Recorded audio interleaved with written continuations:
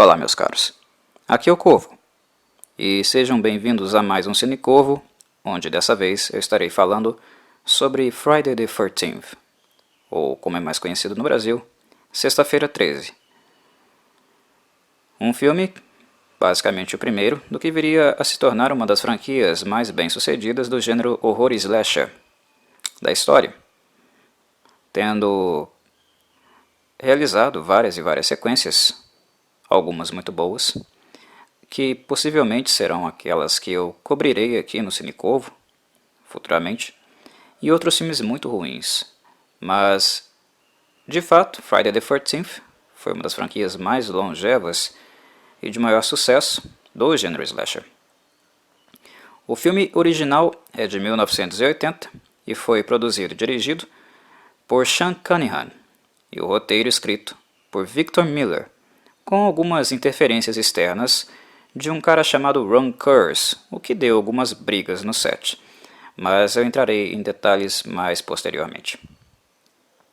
Para aqueles que em pleno 2019 ainda não assistiram e não conhecem, por alguma razão, Friday the 13th, é bom que o aviso seja dado de que claramente haverá spoilers aqui, porque algumas coisas do filme serão ditas, muito em virtude das considerações técnicas que eu estarei fazendo em relação à produção e algumas coisinhas relacionadas a bastidores.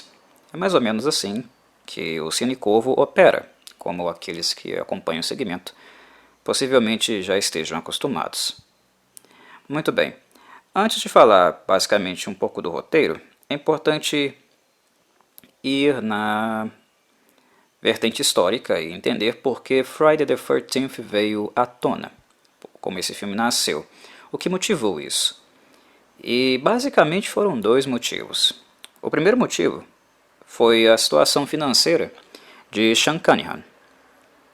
E o segundo motivo, pura e simplesmente tem o nome de Halloween, o filme do John Carpenter.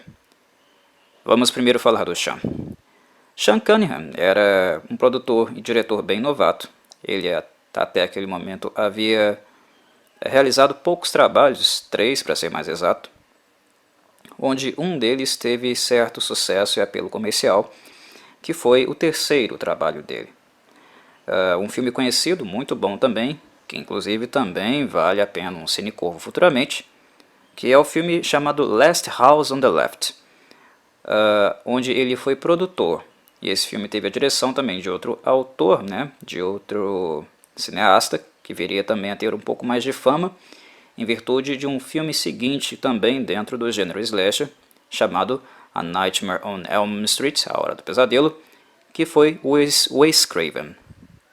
Eles trabalharam juntos nessa película, que inclusive eu considero melhor, um filme melhor, Last House on the Left, eu considero um filme melhor que Friday the 13th, o primeiro filme, e também que A Nightmare on Elm Street. Não quer dizer que eles sejam ruins, não. Eu considero o filme Last House on the Left bem mais interessante que os dois, embora eu goste muito também dos filmes iniciais, introdutórios dessas franquias. Mas esse foi o momento onde o Cunningham fez realmente o primeiro trabalho dele de atenção, que despertou alguma atenção do público.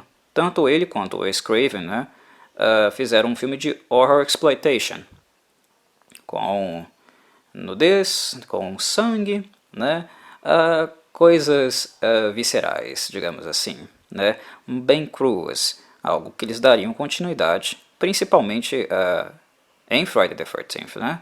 O Wes Craven não apelou tanto assim para a conotação sexual em A Nightmare on Elm Street, além do fato de ficar subtendido que o Fred Krueger era um molestador de jovens.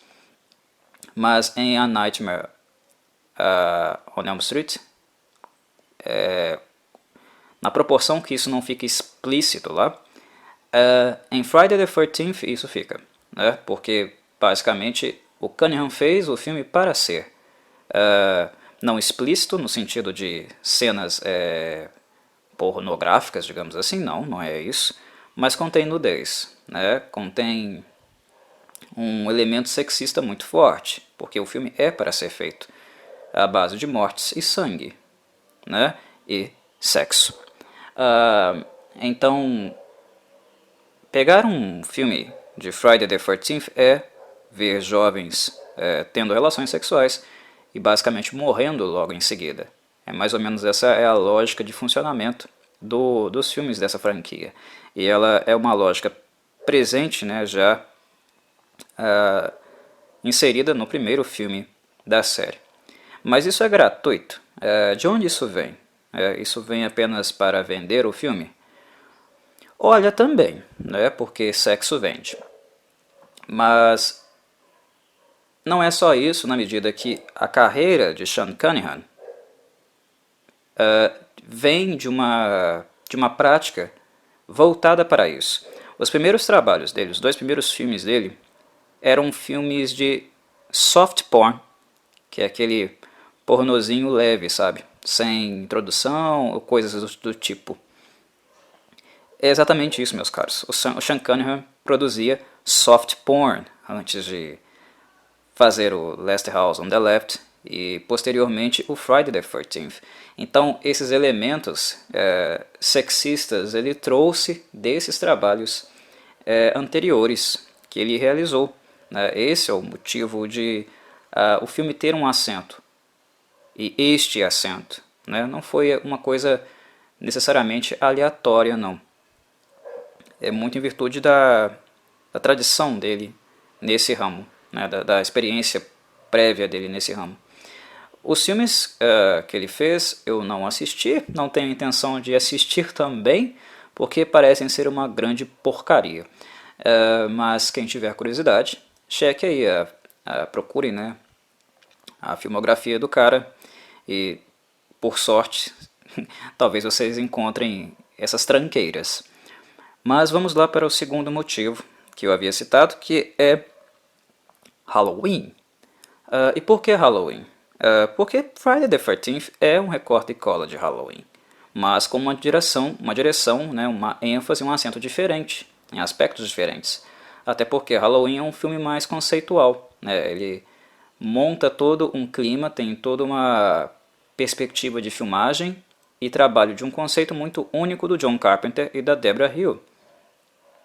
E o que vemos acontecer em Friday the 13th não é a mesma coisa, mas é o embarque na película slasher, né, no sucesso que o Halloween fez enquanto um slasher, muito justificado pela condição financeira que o Halloween colocou os seus produtores, porque foi um filme que investiu muito pouco, mas arrecadou muito. Né? E o Sean Cunningham ele passava por perrengues financeiros na época, porque depois de Last House on the Left, ele não teve muitos convites para fazer coisas não, né? Ele ficou um pouco descanteado, então ele estava um pouco desesperado pelo fato de não estar conseguindo trabalho. E quando ele viu Halloween explodir, em um filme tão barato, ele pensou, eu tenho que embarcar nessa, eu tenho que aproveitar o momento. Se isso ficou popular, né, se Halloween está tão popular assim, vendeu tanto, gastando tão pouco, isso aí é para mim, porque certamente eu não vou conseguir ninguém para investir em mim me dando um orçamento gigantesco para fazer o que eu quero. Então eu tenho que trabalhar de forma barata. Né? Então eu vou continuar fazendo o que eu fazia, mas aproveitando o gancho que Halloween me deu. Um slasher com mulheres sendo mortas, né? Tem uma veia misógina nesses filmes, eu sempre falei isso que tem, e tem mesmo, é inegável. Mas ao mesmo tempo é um filme financeiramente viável para mim porque está popular. As pessoas querem mais Halloween. Então eu vou dar mais Halloween para elas, mas do meu jeito. Né? De um jeito diferente, de um jeito que eu sei fazer e tenho uma certa experiência. Então o Cunningham pegou principalmente o gancho, que era o gancho inserido por Halloween, né? Que atraiu também, de certa forma, o Halloween ao seu público, que é o nome forte. Um filme precisa ter um nome forte. Para vender, ele precisa ter um nome forte. O Sean Cunningham, para conseguir suporte financeiro, ele precisava fazer uma propaganda daquilo que ele queria filmar. Isso era muito importante.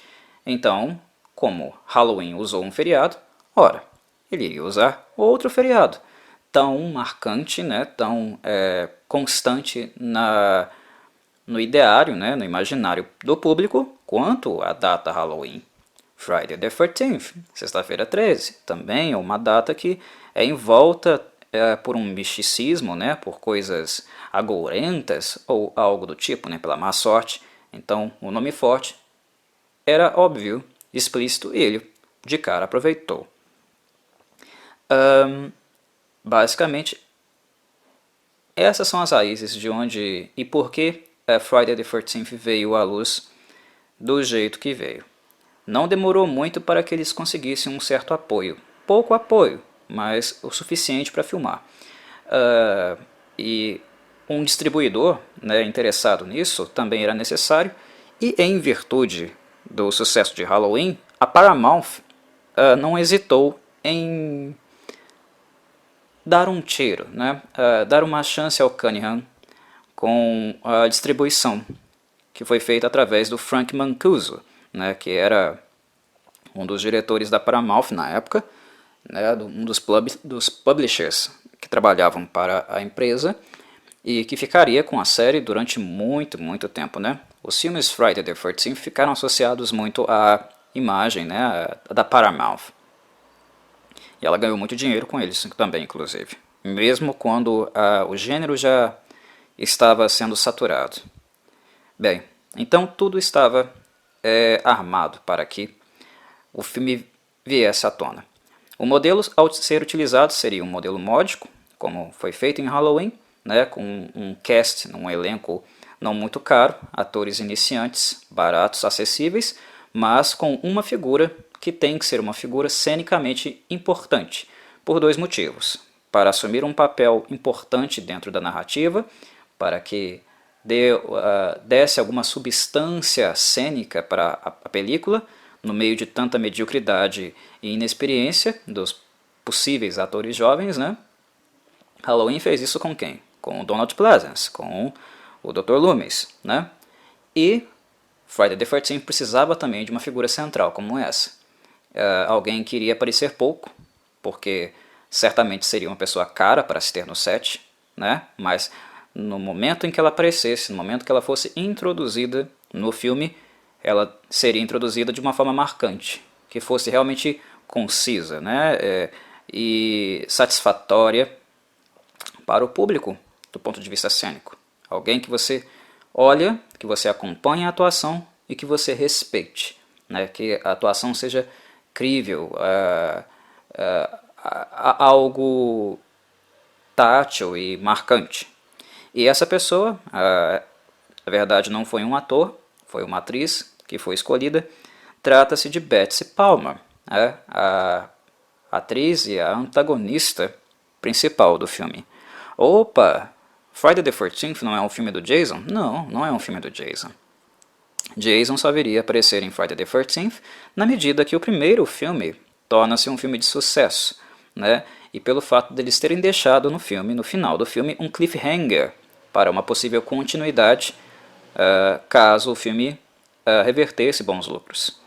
Apenas por isso, Jason não era planejado, não foi um plano da Paramount ou do Sean Cunningham ou do Victor Miller para ser antagonista da série. Ele foi uma das motivações para o assassino da série, que de fato é a sua mãe. Mas Jason não foi o antagonista principal da série. Inclusive, o aspecto mais marcante de Jason, a forma como ele aparenta, né, o uso da máscara de hockey, isso só seria introduzido no terceiro filme da série, né, nem isso estava estruturado. Eu costumo comentar que Friday the 13th é uma franquia, se tornou uma franquia que não sabia muito necessariamente o que queria de si. Ela seguiu a onda. Ela foi acompanhando a onda e as tendências, e ela foi se estruturando aos poucos. Então, o Jason Voorhees, que nós conhecemos, ele também seguiu esse caminho. Ele foi sendo construído, esse monstro, aos poucos. Ele foi se delimitando aos poucos. E aqui, em Friday the 13th, ele ainda não existe. Ou melhor, ele existe, mas apenas como uma memória de um garoto, né? De um menino que foi negligenciado num acampamento de férias e que afogou enquanto os seus instrutores não estavam prestando atenção, estavam fazendo sexo e deixando o menino que não sabia nadar, né, em apuros. Em virtude disso, a mãe dele, que era uma das funcionárias, né, desse acampamento, ela surtou e futuramente ela começa a sabotar todas as vezes que o campo recebe novos instrutores, quando eles tentam reativar o negócio, literalmente assassinando, né, alguns instrutores. E basicamente aí nós temos o motim de Friday the 13th. O filme começa, inclusive, muitos anos depois, né, do primeiro caso de assassinato no acampamento, que é o acampamento também, que tem um nome icônico, né, e que se estabeleceu como o playground, né, o ambiente de ataque do Jason Voorhees, o constante local de ação dele, né, que é o acampamento Crystal Lake. Crystal Lake voltou a abrir, né, receber mais crianças no ano seguinte à morte do Jason. Ele afogou um ano antes das cenas iniciais do filme, que nós vemos inclusive dois instrutores lá numa rodinha com outros instrutores tocando uma musiquinha, né, um kumbaya pra lá, pra cá, e eles saem de fininho pra o quê? Transar, né, como sempre. É uma constante nesses filmes. É clichê, é muito clichê, mas é uma constante.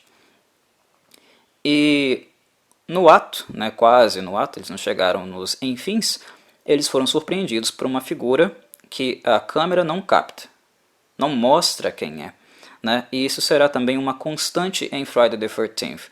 O assassino ele nunca será visto. E ali, nas cenas iniciais, eles são mortos, né, de uma maneira, inclusive, bem contida, né? Não, os ferimentos não são gráficos ou nada do tipo. É uma coisa muito simples, apenas introdutória mesmo do filme, para o letreiro inicial aparecer e ser introduzida, digamos, o filme com os créditos que começam a descer. Sobre essa não visão do assassino, eu creio que algumas considerações podem ser feitas nesse ponto, no sentido de que, Corvo, o assassino ele não será mostrado, não será filmado porque ele reside entre os instrutores, reside ali alguém que, surpreendentemente no final, nós descobriremos que é o envolvido na morte e faz parte do elenco que nós acompanhamos. Será uma surpresa. Bem, quando o Victor Miller teve a intenção de criar o roteiro, essa era uma ideia que ele tinha, de o assassino ser alguém que nos surpreendesse. Mas isso se perdeu durante a produção. Com meia hora de filme, ou até menos, nós já percebemos que nós não veremos, que nós não encontraremos um assassino entre o elenco principal. Ele não será um dos jovens e ele não será também algum dos personagens de Crystal Lake que foram introduzidos ali, né? Como o Christie, que abriu o acampamento de novo depois de vários e vários anos, ou nada que valha. Fica claro para nós que nós seremos introduzidos à motivação, né? Haverá uma explicação do porquê isso acontece. Claro, o filme começa com essa veia de mistério, né? Por quê? Porque essa pessoa está fazendo isso.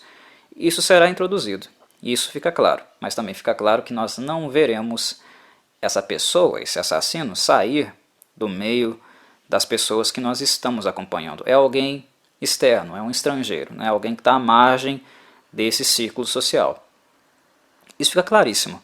No roteiro original, e eu creio que por falta de orçamento, né, ou na verdade, analiso que nem foi questão de orçamentária, porque isso seria barato, em virtude do fato de eles estarem trabalhando com o Tom Savini, né? Tom Savini fez muito sucesso com o gore dele lá no filme do George Romero, em Dawn of the Dead, e foi contratado para fazer Friday the 13th.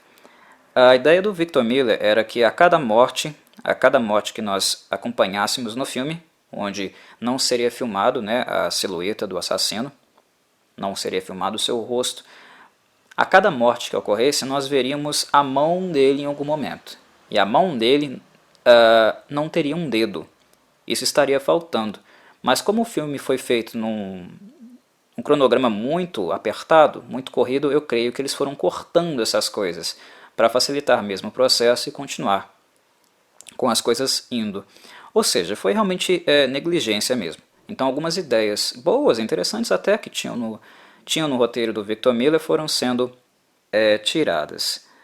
Então, definido isso, o filme começa, né, realmente a ser introduzido com a organização, a reunião, né, dos campers, dos instrutores do acampamento, que estão se dirigindo para ele, né, colocando o lugar de novo de pé, porque ele ficou desabitado, né, desativado durante anos.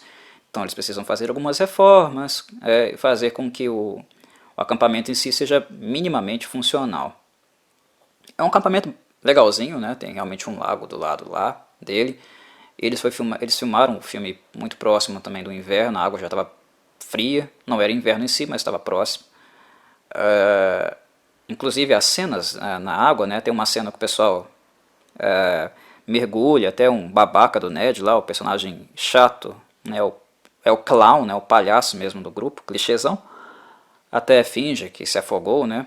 Para assediar uma das meninas. Enfim, tudo aquilo ali é feito segundo prescrito, mas a água estava gelada pra caramba. Inclusive, isso é de fato uma recorrência na franquia Friday the 13th. No quarto filme, uma atriz ela pegou hipotermia por causa dessas coisas. Friday the 13th sendo filmado próximo do inverno e eles obrigando atrizes nuas a entrarem dentro da água. Naquela época não havia tantos cuidados, né? Digamos, nas produções dos filmes. Eles eram realmente muito negligentes e não prezavam tanto assim, né? Que inclusive foram coisas que foram sendo introduzidas no cinema, por lei, pela condição, né, física e mental dos seus contratados, os atores e atrizes. Algo muito importante que só foi introduzido mais tardiamente no cinema americano. Mas enfim, a maior parte deles chega, né, na verdade todos chegam, exceto uma personagem, que é a personagem que de fato introduz o filme, que é a Camper, né, a Annie. Ela é uma jovenzinha, até um pouco simpática, né, que acaba conseguindo uma carona na cidade em direção a Crystal Lake, porque não havia ônibus que a dirigisse, a deixasse lá. Recebe algumas advertências, né, do caminhoneiro que a guia lá, e até um pouco anteriormente de uma figura, né, uma figura também constante nos filmes de Friday the 13th, que é o personagem louco, né, ou o profeta do apocalipse, como nós viríamos a conhecer. Em Friday the 13th tem sempre um personagem que é o místico, né, o malucão da cidade, e ele funciona realmente como um profeta do apocalipse. No caso aqui, quem faz esse profeta do apocalipse é o Walt Gorney, né, coisa que ele iria repetir no segundo filme da série, e não mais porque ele seria morto lá. Mas deixa por um futuro cinecorvo do Friday the 13th Parte 2. Mas enfim, o Walt Gorney é o profeta do apocalipse aqui. Ele faz essa função de prever que eles serão mortos, que alguma coisa de esquisito há em Crystal Lake, né, que há uma maldição, né? You're doomed. Ele sempre fala essas coisas, né? Lá do jeitinho dele. E eu acho o Walt Gorney, embora ele apareça poucas vezes, né, só para colocar um medinho mesmo na galera, uma das figuras marcantes em Friday the 13th Parte 1. Porque, além de Betsy Palmer, ele é um outro ator, por ser mais velho, experiente, né, um senhor de idade já, ele é o outro ator que sabe de fato atuar, né? Nós temos dois atores em Friday the 13th, a Betsy Palmer e o Walt Gorney. E o Walt Gorney, ele não é muito explorado, né? Ele tem até pouco tempo de cena, que foi uma pena. Mas ele é o outro que sabe o que está fazendo. Inclusive, uma das atrizes mirins, né? Mirins é maneira de dizer, porque ela já era uma jovem adulta, né? Que faz a Marcy, inclusive é a atriz da cena de sexo. Lá com outro ator que viria a ficar muito famoso em Hollywood, né? Que é o Kevin Bacon. Não foi o filme de introdução do Kevin Bacon, ele já havia feito um trabalho anteriormente, mas foi o filme que começou a alavancar a carreira dele, né, antes dele fazer Footloose. Mas enfim, essa atriz, né, que fez a Marcy, ela chega a contar que o Walt Gorney nos bastidores até a assustava, porque ele encarnava de fato mesmo o personagem. Enquanto ele estava no set, ele sempre foi o Ralph. Ele sempre falava como Ralph e agia esquisito como Ralph.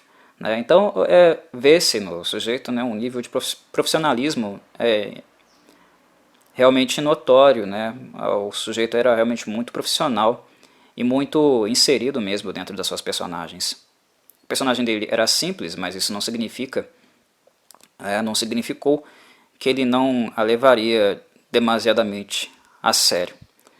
Eu já falei do Ned, que é o personagem palhação do grupo, né, que fica fazendo palhaçada, né, fazendo as pranks, as pegadinhas. É um clichê que nós vemos em Friday the 13th e continuaria em vários outros slashers por causa disso, dentro dessa série, fora dela.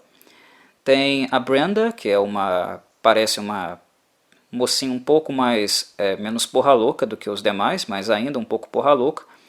Nós temos a Final Girl, né, a garota do fim, a que escapa, né, a que luta, que também é um clichê, que é uma repetição mesmo do que a Jamie Lee Curtis fez em Halloween, que no caso aqui será a Alice, né, interpretada pela atriz no caso, né, Adrienne King.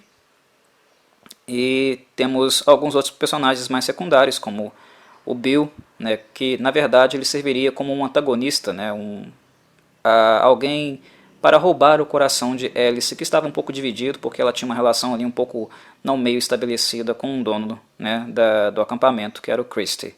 Mas isso não acabou sendo desenvolvido no filme. Era algo que era esperado pelo roteiro, contavam com isso no roteiro, mas acabou não sendo muito desenvolvido de fato.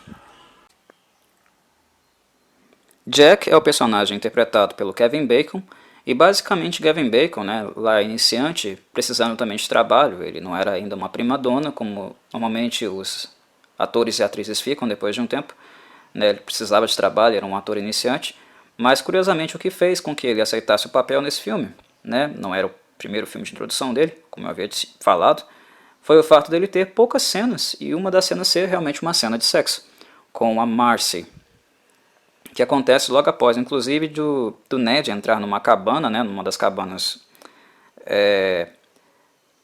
de Crystal Lake, ser morto off-screen, né, e ser colocado na beliche de cima do lugar onde eles teriam a cena de sexo. Né, uma coisa bem medonha mesmo, se parar para pensar. E após a cena dos dois, a Marcy sai, ela vai para o banheiro, né, ela fica apertada para fazer xixi, e ele fica sozinho no quarto. E a cena dele, basicamente, é onde eu realmente preciso começar a falar de Tom Savini. Lembrando que há um podcast só do Tom Savini aqui no Cantinho do Corvo. Quem se interessar, escute esse podcast, porque lá eu entro mais em detalhes em relação ao trabalho dele.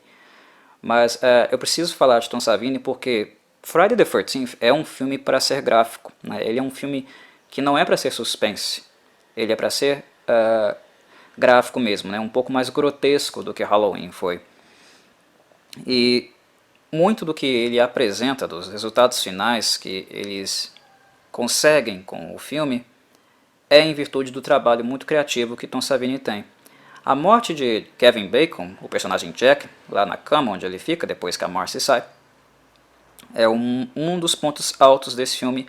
Não é a morte mais interessante para mim do ponto de vista técnico, mas é uma muito interessante, porque é justamente o Kevin Bacon deitado na cama, né, com aquele clichêzinho, né, de um suspiro, né, um momento de arejar depois do sexo, e vem uma mão por debaixo da cama, né, segura a cabeça dele e por debaixo trespassa, né, a cama e o pescoço dele com uma flecha. E a flecha, né, é introduzida de baixo para cima, nós vemos a ponta furar o pescoço, e aí nós começamos a ver, né, jatos, espirros de sangue. Como eles fizeram essa cena? Como o Tom Savini fez essa cena? Tom Savini, quando eu falei no podcast dele, eu lembro que eu havia dito que ele trabalhava muito com látex. Muito com látex e sangue falso. Era basicamente a matéria-prima dele, era isso. E algumas ferramentas para operar, né, trabalhar com com esse látex de fato nas cenas, né? Fazer alguma coisa acontecer com ele. Para o Kevin Bacon, ele fez uma prótese de látex do tronco, do pescoço e do tronco, e colocou na cama, né? Basicamente nós vemos o tronco do personagem e a cabeça em cima do Kevin Bacon, né? Mas o Kevin Bacon, na verdade, ele estava sentado, ajoelhado embaixo da cama, ele colocou a cabeça dele acima, né, por um buraco, deitou-a no travesseiro e foi encaixado, né, no pescoço dele real, um pescoço falso com o tronco, que era o boneco.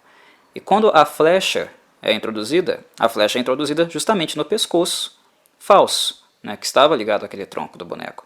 E onde é filmado só a parte de cima, então não é necessário nós vermos a parte de baixo, ou nem temos a sensação de que a parte de baixo é falsa, porque a câmera não capta isso.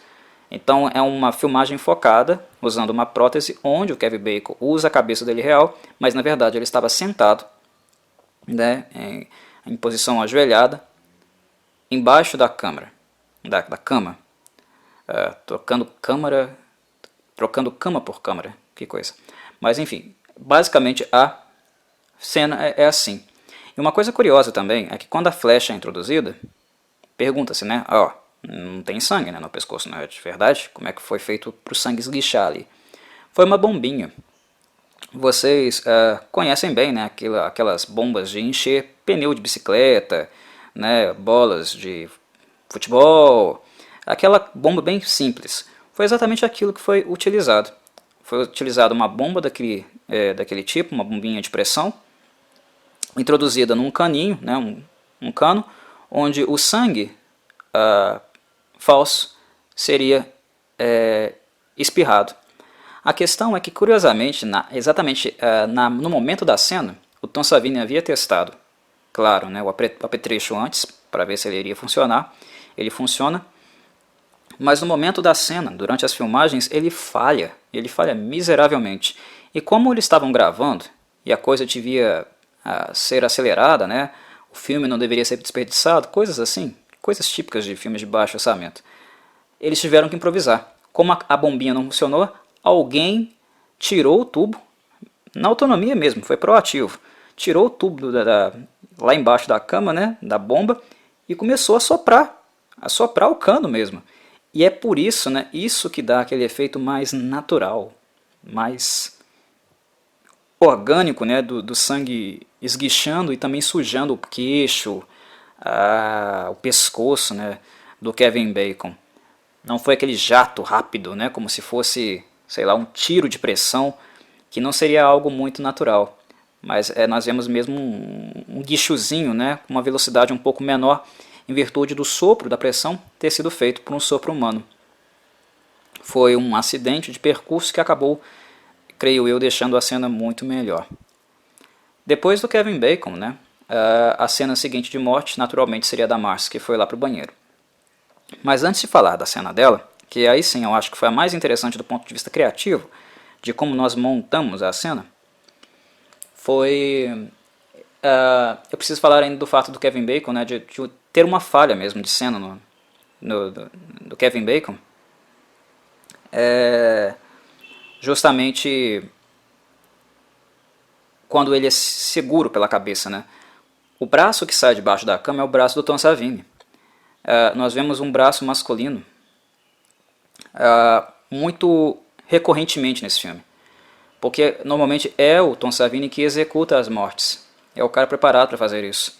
E no fato do filme ter uma assassina do gênero feminino, ser uma mulher, acaba gerando algumas coisas realmente engraçadas, né, se a gente parar para assistir hoje em dia, porque são falhas que passaram batidas na época, mas que nós vemos ali que são óbvias. Por exemplo, a cena final nós veremos as mãos da Patsy Palmer, da Pamela Voorhees, e a mão delas tem pelo.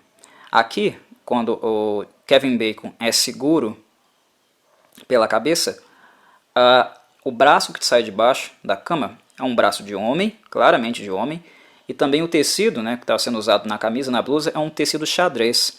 Quando a Betsy Palmer é introduzida no final do filme, nós descobrimos que ela é realmente a assassina. Ela tá com uma blusa, né, de lã, parece de lã, né, um tecido lá diferente, né, mais azulada. Falhas de continuidade. No início do filme eu não falei da morte da Anne, né, que foi a primeira personagem a ser introduzida, e ela não chega no acampamento Crystal Lake, ela seria a cozinheira lá. Aquele caminhoneiro deixa ela num ponto da estrada, né, e depois ela pega carona de novo com uma pessoa num Jeep, né, num Jeep 4x4. E no início daquela cena, diferente da cena anterior, que a Anne entra no caminhão, vai conversando com o caminhoneiro até lá o cruzamento que ele ia deixar ela, nós vemos uma socialização. A câmera filma a personagem Anne e filma também o caminhoneiro. No momento que ela entra nesse Jeep, a câmera fica exatamente nela e não sai dela.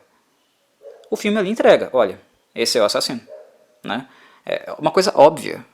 E são também questões técnicas, né, bem primárias, né, alguns defeitos, umas técnicas, defeitos mesmo muito primários num filme, se a gente parar para pensar.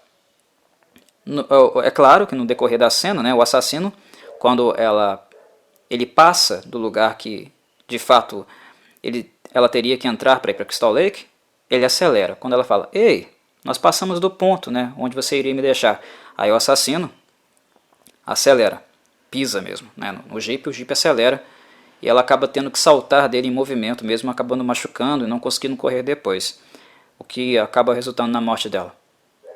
Mas isso nem seria necessário para nós sabermos que era o assassino, porque no momento que ela entra dentro do Jeep, ela ganha todo o holofote e a pessoa com quem ela conversa não é filmada, da mesma forma como isso foi introduzido no início do filme. E a pessoa também não fala, ela não fala uma palavra, então nós já sabemos que era o assassino, né? Quando a Anne cai do Jeep, ela pula do Jeep, ela machuca a perna. Ela corre um pouquinho para a mata, né? Não vai muito longe, e aí o assassino chega e nós só vemos apenas o braço, de novo um braço masculino, e uma faca de caça passando no pescoço dela. Outra vez, né, há efeitos práticos aqui do Tom Savini. Ele fez uma prótese de borracha de látex para o pescoço dela, uma camada mais sobressalente, onde a navalha passa e uma bolsinha de sangue falso, foi colocada aí embaixo e bem disfarçada mesmo. Então nós vemos o pescoço realmente abrindo, né, e saindo um sangue bem pastoso, gelatinoso de dentro dele. Grosso mesmo, né, parece sangue realmente real. É uma das coisas boas do Tom Savini, inclusive. O sangue dele parece bastante real, porque ele não é vermelhinho. Ele é um vermelho, mas um vermelho mais escarlate, mais grosso, mais denso, né, que é mais próximo realmente do sangue real.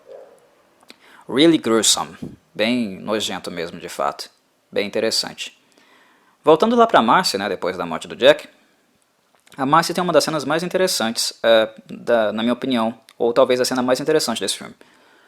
E para a cena funcionar, eu acho que é um ponto interessante de demarcar a importância de um roteiro e do nível de detalhe que o roteirista dá para quem irá compor a cena. Ah, Couve, você está falando que o roteiro de Friday the 13th é um roteiro super, ultra, mega sensacional? Não, não é isso não. Eu estou dizendo que o Victor Miller escreveu algo com detalhe, ele sabia o que ele queria, o que ele estava vendo. E tem roteiristas que sabem, têm uma visão do que eles querem realizar numa cena, mas eles são pouco descritivos, eles não conseguem traduzir isso em palavras. Aí quando um produtor, né, um artista gráfico, né, um maquiador protético pega o roteiro, quando ele lê o roteiro não fica muito claro para ele o que de fato o roteirista escreveu, o que ele está vendo, né? A visão ela tem que se traduzir em palavras, ela tem que se traduzir em texto, para que a cena de fato ela seja representada da forma como deveria ser. E esse é um ponto forte do Victor Miller. Embora o roteiro dele tenha furos, tenha ficado deveras também incompleto, ele não conseguiu terminar a tempo do filme, tanto que o final é um final um pouco improvisado. Onde ele escreve, ele visualiza as coisas, ele comunica uma visão. E nessa cena, fica algo demarcado que ele gostaria que tivesse sido repetido durante todo o filme, e não foi, infelizmente. Que é o típico construto da vítima burra. A vítima burra é aquela que faz as coisas que ela não deveria fazer e que você, telespectador, sabe que ela não deveria fazer.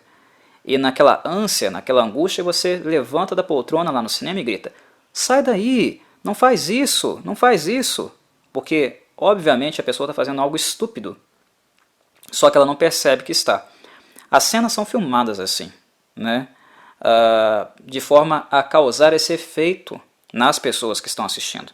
Então é uma coisa meio que intencional, né?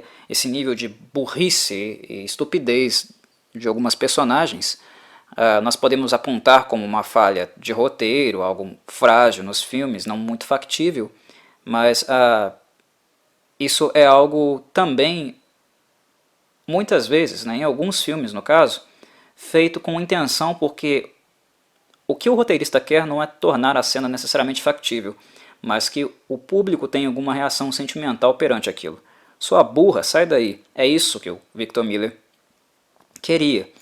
Ao barulhos começarem a ser realizados no banheiro, né, ela de calcinha, né, ainda, sem roupa, transitando por ali achando que é uma pegadinha, abrindo cortinas, né, do banheiro, de uma despensa que tinha ali, uma coisa nesse sentido.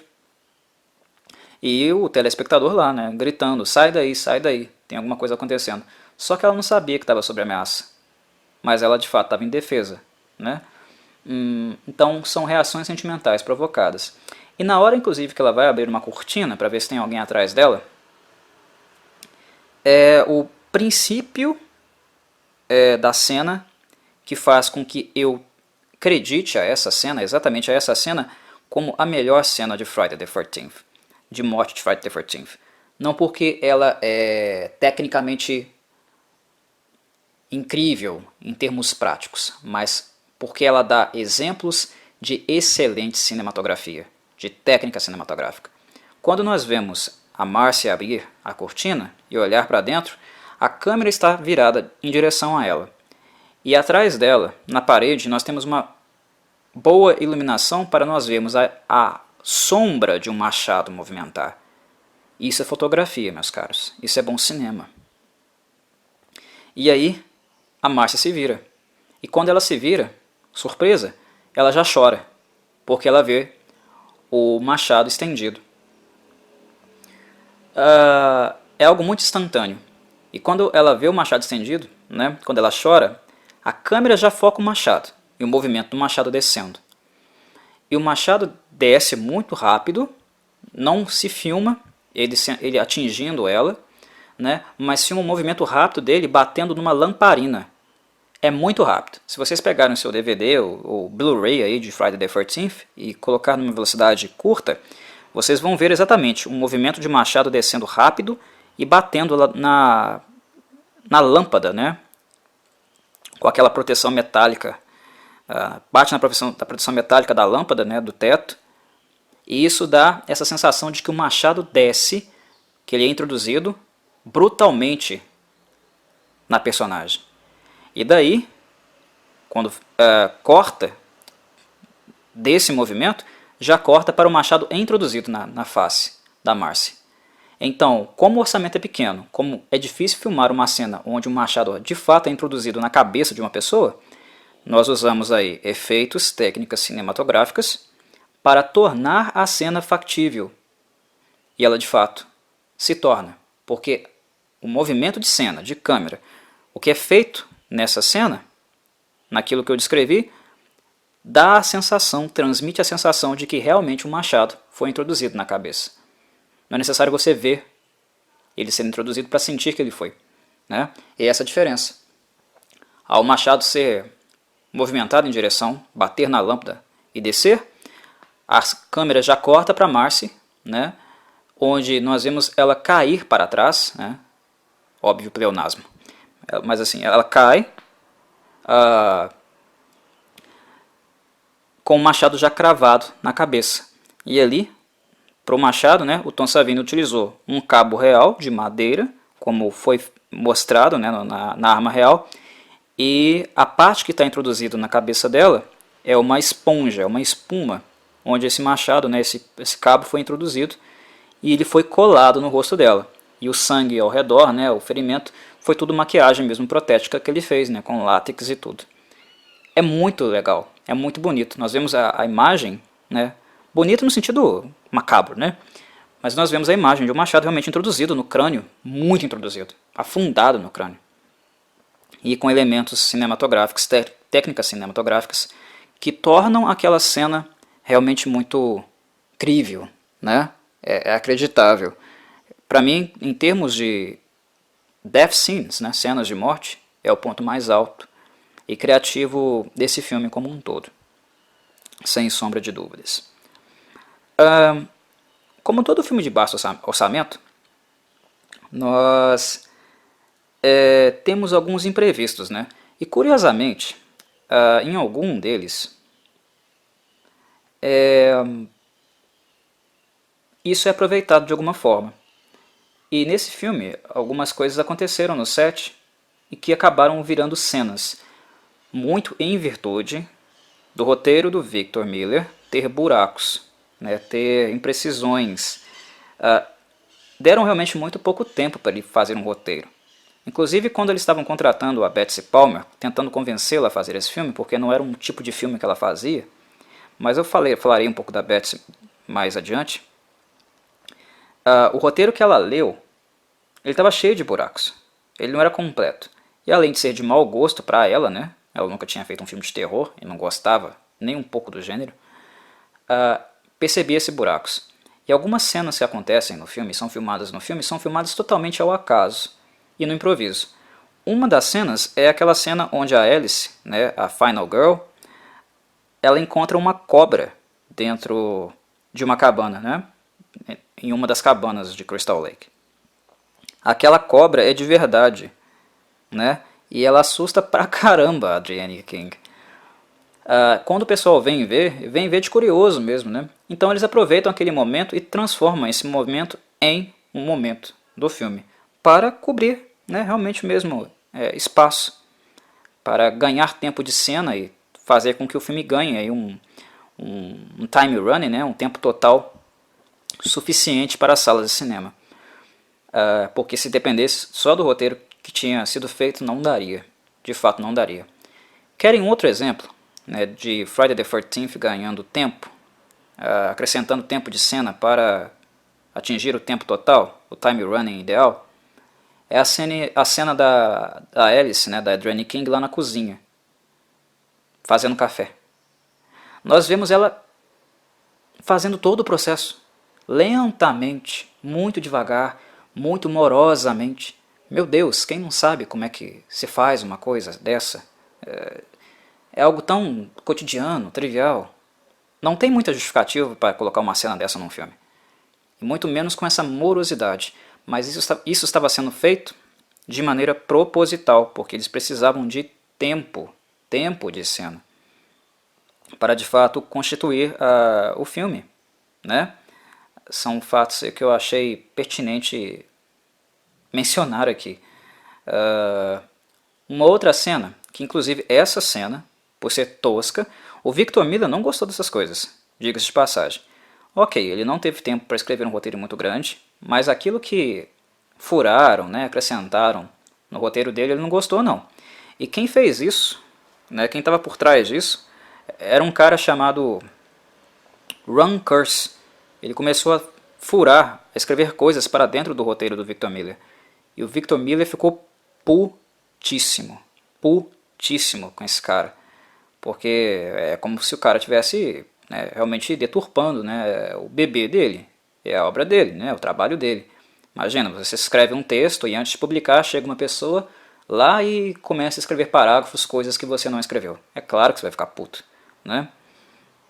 Uma outra cena, uma terceira cena de exemplo que eu dou, foi a cena do policial que chega no acampamento de Crystal Lake. Lembram? Tem um cara que chega de moto no acampamento bem no início do filme, né? Que inclusive encontra lá o Ned vestido de índio, né? Só com uma tanguinha, com um penacho na cabeça, fazendo né? Uma coisa ridícula.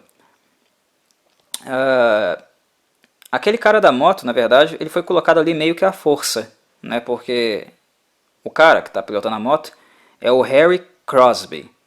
E ele é filho de um cantor americano de época que é conhecido.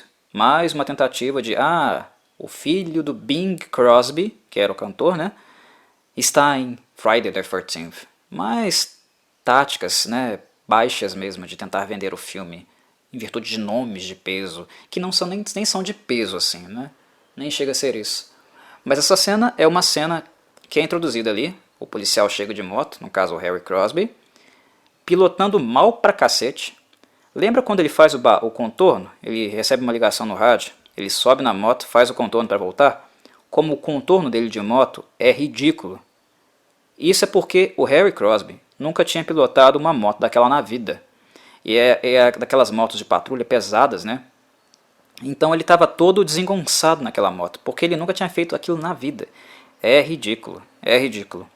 E uma coisa que ainda agrava mais essa cena é o fato de Friday the 13th não ter tido muito... Como Halloween, né? Halloween, o povo não tinha roupa. Né? Arrumaram, por exemplo, uns trocados lá para Jamie Lee Curtis. Toma aí uns 100 conto, uns $100. Vai lá na loja e compra uma roupa para você. E volta pra cá. Porque não tinha guarda-roupa. Nos filmes, meus caros, tem guarda-roupa, sabe? Os atores são escalados, né? São todos contratados. São tomadas as medidas deles e eles atuam com o próprio guarda-roupa. Hora então de falarmos um pouco do fim do filme mesmo, né? Da introdução da personagem Betsy Palmer, a Pamela Voorhees, mãe do Jason, que é a grande antagonista desse filme, né? E de algumas coisas relativas ao conceito do personagem dela e das cenas finais em si. Mas antes de fazermos isso, eu acho importante falarmos da música do Harry Manfredini, né? E de uma coisa que Friday the 13th aprendeu, observou, ouviu em Halloween e aprendeu a lição. No podcast que eu fiz sobre Halloween, lá em dia 30 de outubro, né, inclusive para comemorar o Halloween desse ano, eu havia mencionado que o John Carpenter, ele próprio tinha o hábito de fazer as trilhas sonoras dos filmes dele, da maior parte dos filmes dele. Por quê? Porque ele acreditava que música ambienta. Né? E uma música, para ambientar uma cena, ela tem que estar próxima dessa cena conceitualmente, né? Para realmente fazer uma leitura adequada e construir uma sensação, um sentimento em quem está assistindo, de acordo com o que o diretor ou o produtor visualizou, certo? Friday the 13th assiste, né? Os produtores assistem, o Sean Cunningham assiste o Halloween e ele entende isso. E nesse ponto ele contrata um cara para poder ver o roteiro, acompanhar algumas cenas e realmente entender como Friday the 13th funcionaria. Então o Harry Manfredini ele foi contratado e ele estava a par do que o filme seria. Não é aquele músico que é contratado, não vê nada do filme, não sabe nada do filme e só escreve um score, só escreve uma trilha sonora. Tem muitos casos que acontece isso, viu? Os caras não sabem exatamente para que tipo de filme, né, como é a história, não assiste às cenas, eles não sabem muito o que está acontecendo para criar um andamento e melodias, arranjos adequados para aqueles momentos. Eles fazem isso no seu estúdio à parte sem ter muito contato com a história, o que empobrece muito todo o processo. Né? No caso aqui, Friday the 13th, o Sean Cunningham aprendeu com Halloween, ele aprendeu com o Carpenter. Então o Harry Manfredini estava muito a par do que ele estava fazendo. E a trilha sonora dele fica tão interessante, tão boa e tão característica de Friday the 13th, que ela seria repetida, inclusive nos filmes seguintes, futuros da série, né? Como o tema principal, por exemplo, de Halloween. Porque acaba ficando algo característico da série, da franquia. Inclusive o Harry Manfredini seria também convidado para, né, compor a trilha sonora de outros filmes futuros da série também, em virtude disso. Mas o efeito mais marcante, mais icônico de Friday the 13th é justamente aquele barulho esquisito, né? Sabe, aquele eco. E por incrível que pareça, essa é uma curiosidade sobre o filme, aquele efeito foi feito ao acaso, por acidente. Né? O Harry Manfredini estava trabalhando com a mesa de som no estúdio dele, e ele acabou por fazer algo na mesa de som que acabou criando esse efeito de eco. E aí a importância do cara estar sabendo com o que ele estava trabalhando. Ele já havia visto algumas coisas do roteiro, né? Inclusive as falas da Pamela Voorhees. Né? Pamela Voorhees é uma personagem psicótica, né?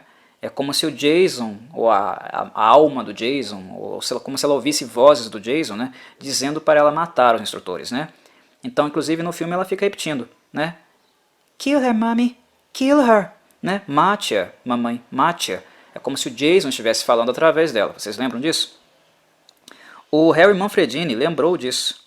Lembrou disso e quando ele percebeu aquele efeito de eco, ele viu a configuração da mesa de som e tal, e foi repetir, mas dentro dessa fala.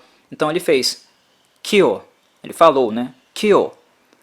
Aí saiu com um eco, né? Depois ele falou mother. E aí saiu.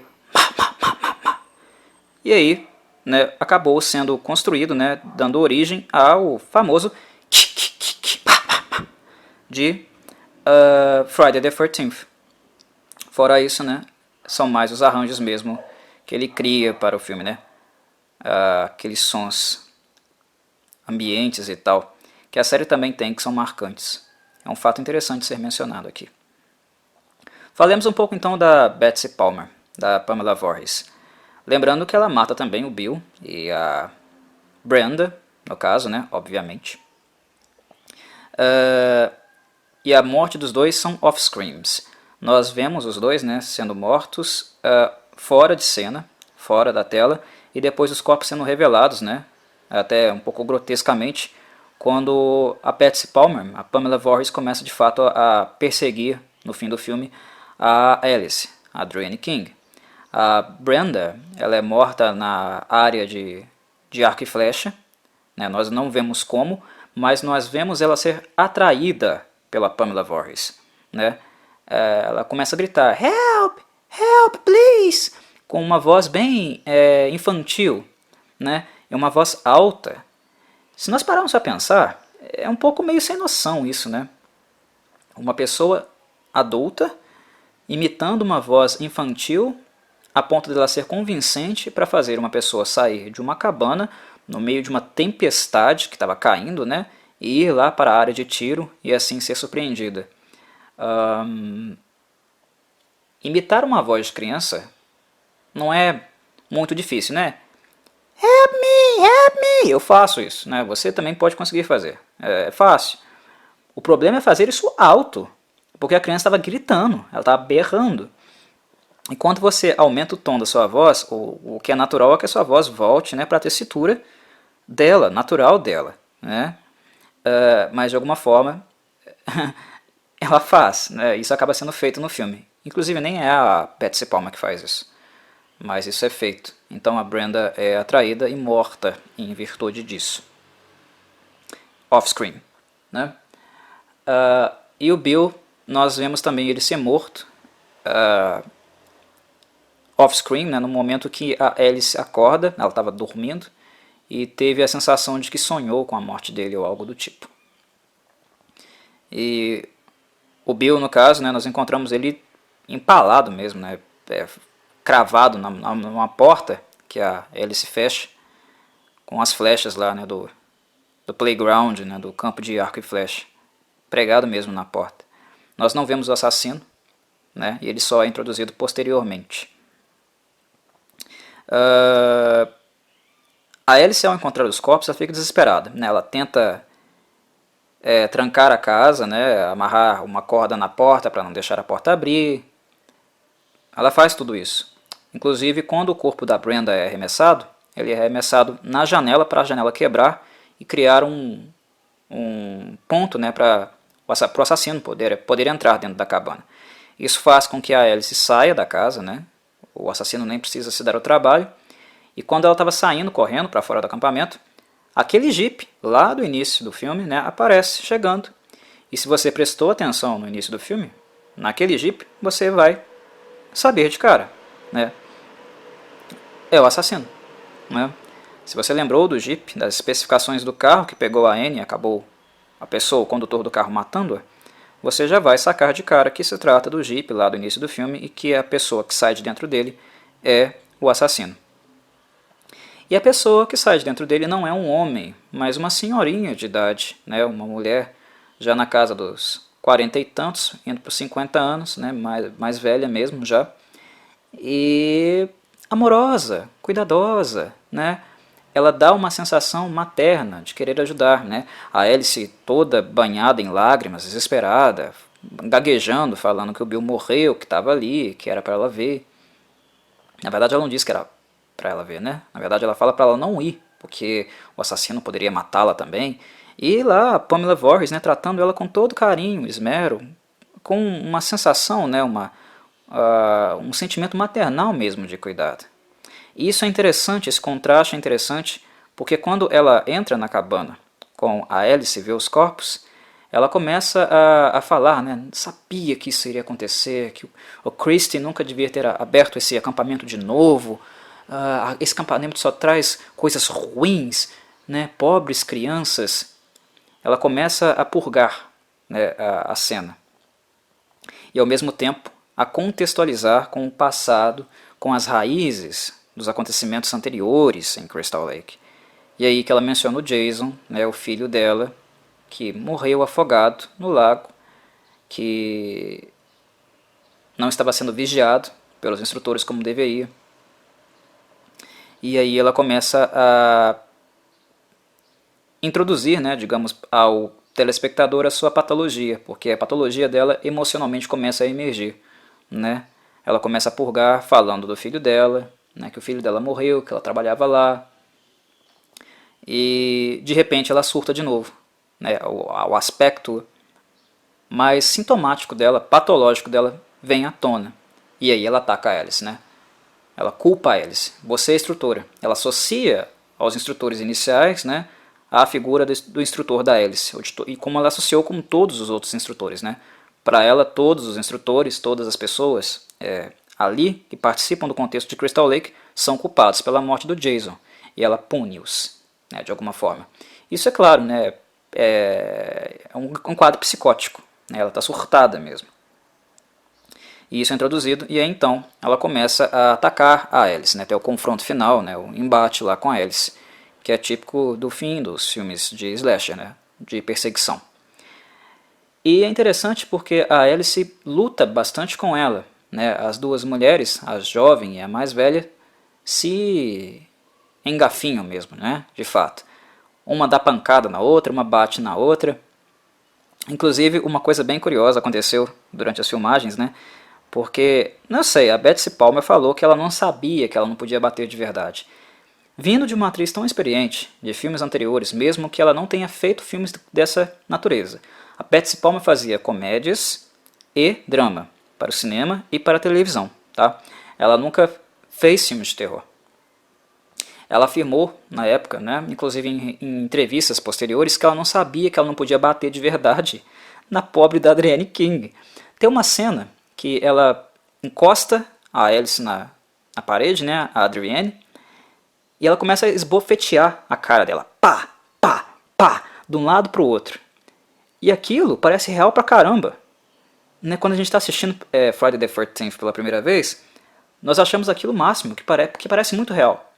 Inclusive o barulho. Mas acontece que é de fato real, porque ela estava batendo na Adrienne. Eles precisaram fazer um corte ali na filmagem, porque depois a Adrienne sai chorando e falando: Sean, o diretor, né? Ela me bateu de verdade. Porque ela bate na menina de verdade, né? É um pouco, é uma ingenuidade que eu acho que eu não acredito. Por mais que a Betsy tenha falado que ela não sabia que era assim, porque ela também vem de uma tradição de teatro, né? E no teatro as pessoas tentam fazer as coisas serem mais reais possíveis. Eu não acredito nela. Eu acho que ela estava atacando pros cocos. Ela estava fazendo um trabalho mesmo de má vontade porque ela queria um dinheirinho ali, queria ganhar um dinheirinho, e essa foi a motivação dela para esse filme. A Betsy, quando ela recebeu o roteiro, primeiro ela se perguntou: o que esse povo quer comigo? Porque eu nunca fiz um filme dessa natureza. Quando ela leu o roteiro, a única coisa que ela pensou na hora, ela fala isso, não sou eu que estou falando não, é ela que fala. Ela pensa: que monte de bosta. Que bosta de filme é esse? Ela acaba com o filme. Ela não gostava de horror. A questão, meus caros, é que a Betsy Palmer tinha uma carroça, como ela costuma falar. Eu também não acredito nisso, que o carro dela era uma carroça, tá? Mas a questão é que ela queria um carro novo. E Friday the 13th pagaria para ela $1.000 por 10 dias de filmagem. Ou seja, o cachê seria de $10.000. E $10.000 para 1980, hoje pode parecer que não é muita coisa, né? $10.000 deve estar o quê? Dando 40 mil, 45 mil, acho, né? Reais, não sei. Mas para a época, $10.000 por 10 dias de trabalho era dinheiro, tá? E o suficiente para comprar um carro novo, que é o que ela queria. E ela não tinha todo o dinheiro. Então ela falou, foda-se, vou lá fazer um filminho bosta mesmo, ninguém vai ver, a minha carreira não vai ficar manchada, porque ninguém vai assistir essa tranqueira. Foi lá e filmou, né? E eu acho que ela estava atacando pros cocos, curtindo a onda mesmo, entende? É um filme de terror, então eu vou tacar o terror aqui também. Algo nesse sentido. O que acaba ficando bastante orgânico, porque, embora a Betsy Palmer nunca tenha feito uma personagem, uma antagonista desse tipo, é muito crível, é muito factível as coisas que ela faz. E ela interpreta maravilhosamente bem. A transposição que ela faz da velhinha meiga para a completa psicopata, o jeito que ela ataca a Adrienne King é muito animalesco. É intimidador, embora ela seja uma senhorinha de idade, né? Fica muito bom, pessoas, fica muito bom. É o ponto alto desse filme. Não é nem o fim do filme. É a Betsy Palmer. A forma como ela interpreta, né, o Jason falando com ela, nós temos shots, né, cenas do passado que mostram o Jason, né, menininho, afogando no lago, e a cena volta a ficar focado no rosto dela, nos olhos dela, e o Jason, né, falando através dela, "Kill her, mommy, kill her", e ela falando,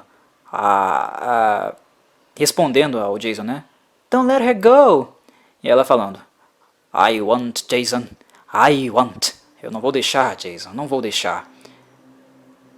Esse quadro psicótico e a forma como é filmada é muito, muito boa. Muito boa mesmo, né?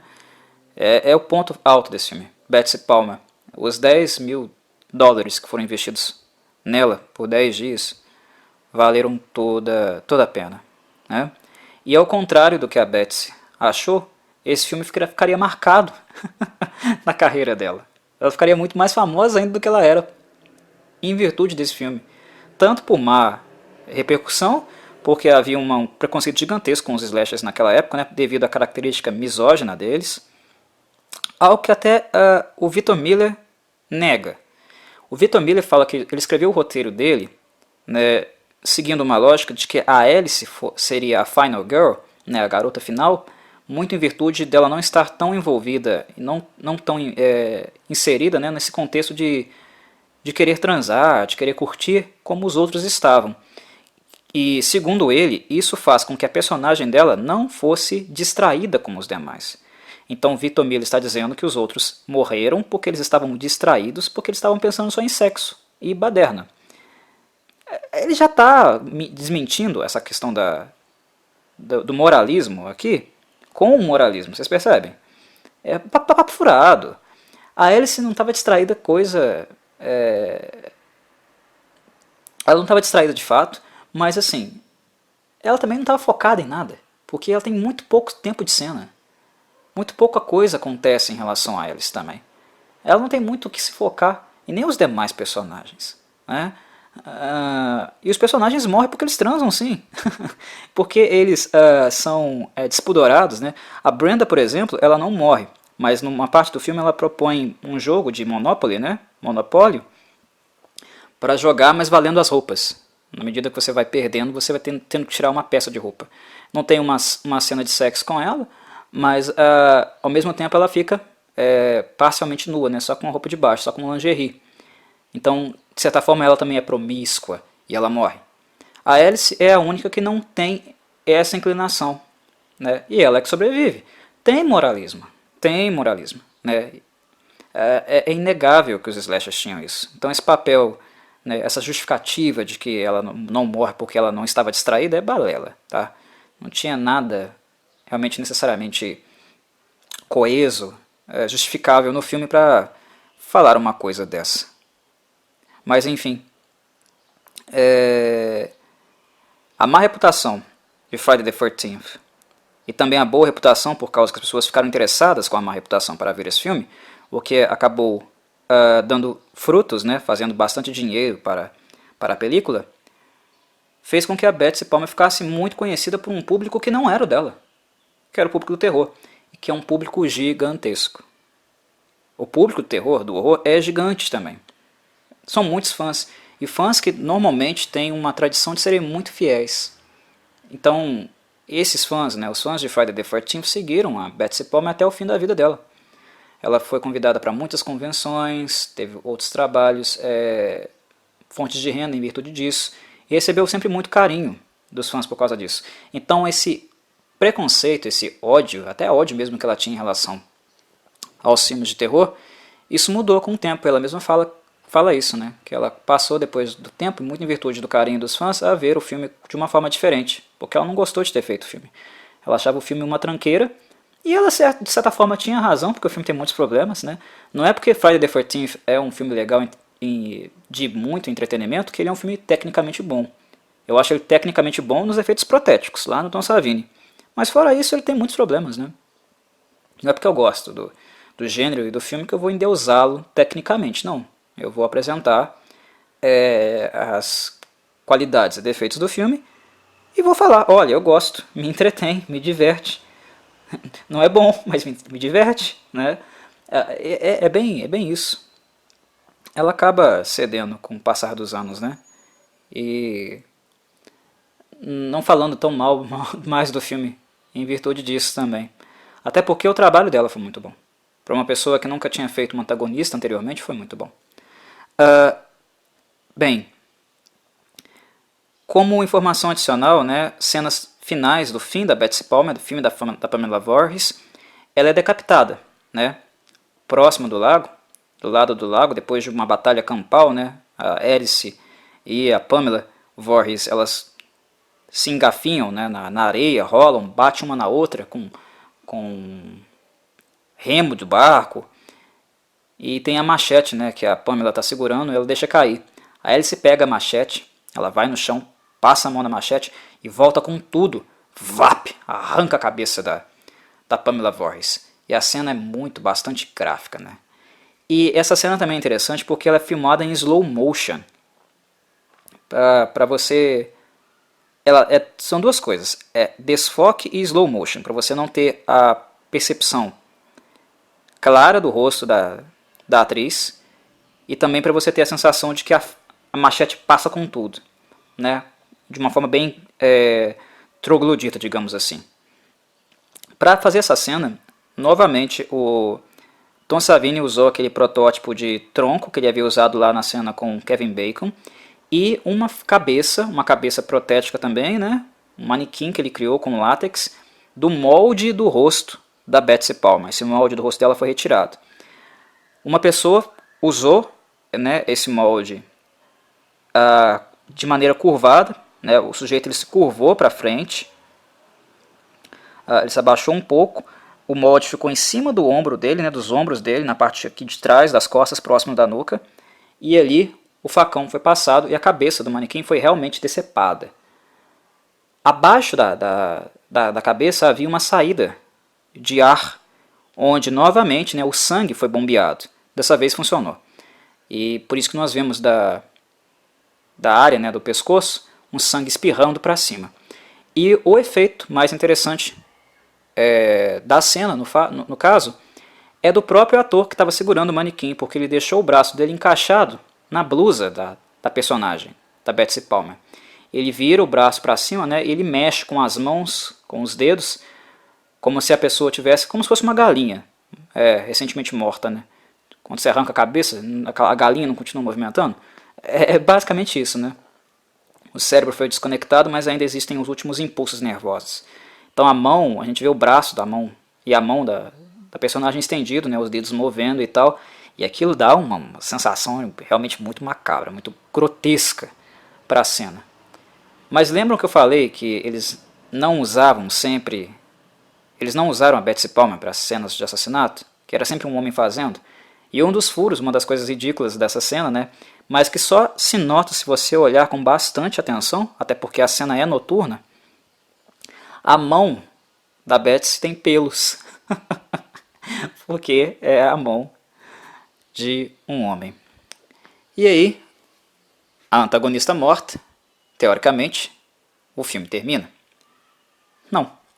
E aí vem um pulo do gato, que eu acho que foi realmente o que vendeu Friday the 13th. Porque se tivesse terminado ali, eu teria gostado do filme, mas talvez ele não fosse a bomba de marketing e atração que ele se tornou e popular como ele se tornou. Porque foi justamente na cena final, que é feita após a cena de decapitação da antagonista, que é introduzido realmente o grande jump scare do filme. O Harry Manfredini, filho da puta como ele é, constrói toda uma trilha sonora serena, calma, né? Relaxante. O mal acabou, né? A ameaça não existe mais. Esse fim não havia sido escrito pelo Victor Miller. E o Sean Cunningham e o Tom Savini inserem esse fim como um cliffhanger. Mas vou descrever a cena primeiro, depois eu falo do conceito. Tá lá a Alice, ela entra na canoa, rema para dentro do lago, né? Deita lá, dorme, e a musiquinha tranquilinha tocando.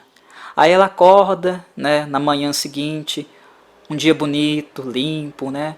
O sol batendo nas águas límpidas de Crystal Lake, a polícia chegando, é a musiquinha relaxante, e de repente sai uma criança hidrocefálica, putrefa, por trás dela, da água, garra ela e puxa ela para dentro do rio. E naquele momento, a música muda também. Tchanka, tchanka, tchanka, tchanka. E ela vem com tudo, alta. Quem está no cinema, na boa, pula da cadeira. Porque é um jump scare. E o que ajuda a contribuir com isso é justamente a música do Harry Manfredini. Ele faz as pessoas relaxarem antes, o filho da puta. Faz as pessoas estarem relaxadas, acreditando que o filme terminou. E ele insere a trilha acompanha, né, a saída do moleque, do Jason, né, do rio, todo putrefo, horroroso, né, dismórfico, hidrocefálico, puxando a Alice para dentro do rio. Vendeu o filme. Porque foi a cena, essa cena fica com as pessoas.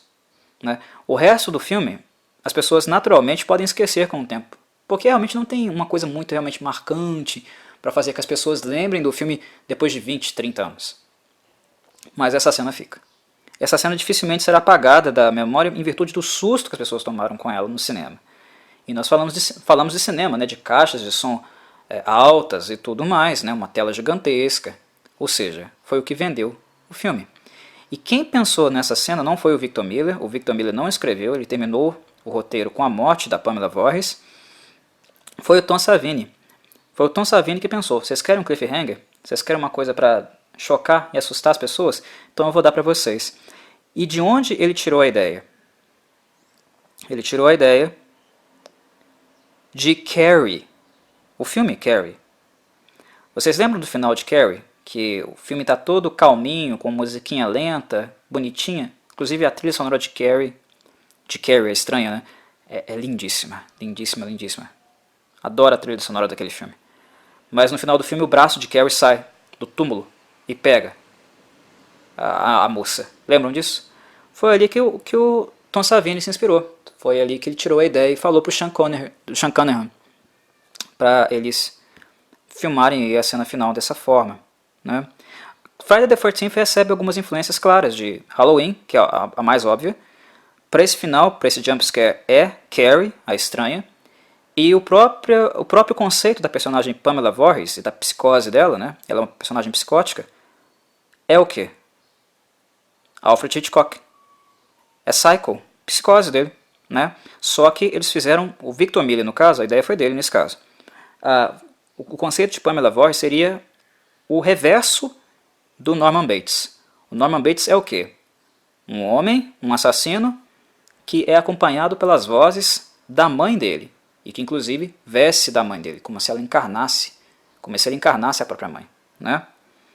E aqui o Victor Miller usou a mesma ideia, só que ele inverteu. Ao invés de ser o filho que mata pelas alucinações, né, os delírios que ele tem com a mãe, é a mãe que mata, em virtude da morte do filho, né, do trauma que ela sofreu, e por escutar vozes também do filho dizendo para ela matar, né, as pessoas. O filme termina com a Alice lá no leito hospitalar, né, dizendo sobre o Jason, que puxou ela para dentro do rio, e o policial, né, desmentindo, falando que não tinha nenhum garoto. E ela termina, né? Então ele ainda deve estar lá. O que pra mim é um erro, porque se o filme tivesse terminado com o Jason puxando ela para dentro do rio, pra mim teria sido mais adequado. Já que a intenção deles era continuar a série com o Jason, né? Uma coisa que é meio maluca, né, de pensar, mas eles, mesmo com um furo gigantesco de continuidade estranho que acarretaria para a série, né? Eles decidem continuar com o Jason, mas a cena no final acaba se tornando uma dream scene, né? Uma cena de sonho, como se nada daquilo que tivesse sido filmado tivesse realmente acontecido. E em Friday the 13th Parte 2 aparece lá o Jason, né? Crescido, real, uma falha de continuidade no caso, né? Se bem que a morte do Jason foi em 58, se não me engano. E o filme se dá muitos anos à frente disso, né? Posteriormente disso. Friday the 13th acontece muitos anos depois, né? Muitos anos depois mesmo. O que daria aí um spam para o Jason ter crescido e tudo mais. Embora não seja crível, né, factível o fato dele crescer sozinho na mata. Mas isso eu irei discutir quando algum dia eu debater sobre Friday the 13th Parte 2. Mas, não sei, talvez o Final Cut seria mais interessante mesmo na cena do lago. Porque o fato de ser uma dream scene, né, uma cena de sonho, uma cena onírica, não acrescenta muito para o fato em si. A não ser que nós consideremos, aí eu acho que seria algo mais plausível, né, consideremos que o fato da Pamela Voorhees, né, da Betsy Palmer ter falado várias e várias vezes no Jason, como ele se afogou, isso tem impressionado a Alice e feito ela sonhar dentro do barco com essas coisas, né? Com o próprio menino, ele saindo do lago para vingar dela também. Muito em virtude, talvez, motivado, né, por um sentimento de culpa, né? Por ela ter matado a Betsy Palmer, a Pamela Voorhees. Mas Corvo, a mulher estava atacando ela e tal. Sim, meu caro, foi em legítima defesa. Mas não é uma coisa assim totalmente normal, não, você ir lá e matar uma pessoa em legítima defesa. Você matou um ser humano. Para uma pessoa normal, né, uma pessoa não violenta, isso é traumático. Não é uma coisa que no outro dia a pessoa está lá dançando forró de boa. Uma pessoa com o mínimo de índole, né, educada, pacífica, matar uma pessoa, ainda decapitando ela, vendo um monte de corpos também espalhados no acampamento, não é uma coisa muito comum, né, não, que não terá repercussões. Há um aspecto impressionável, né? O impacto. Ela pode ter sentido culpa por ter matado a mulher, porque afinal a mulher era louca, né? Ela matava em nome do filho morto dela, que foi negligenciado por outras pessoas anos atrás. E em décadas a mulher não conseguiu superar isso, inclusive ficou louca por causa disso, né? A própria ideia do menino afogando, hidrocefálico, né? Lá no lago, essas coisas podem ter impressionado a personagem Alice, né? E feito com que ela tivesse esse sonho no final. Mas é isso, meus caros, o tópico se alongou demais, como sempre ele se alonga, porque eu me empolgo, como sempre. Mas está aí, Friday the 13th, uma passada por ele e aspectos os quais considero os mais relevantes sobre esse filme. Um abraço do Corvo e até um próximo Cine Corvo, em alguns dias ou meses, vai saber. Uma hora sai. Até, meus caros.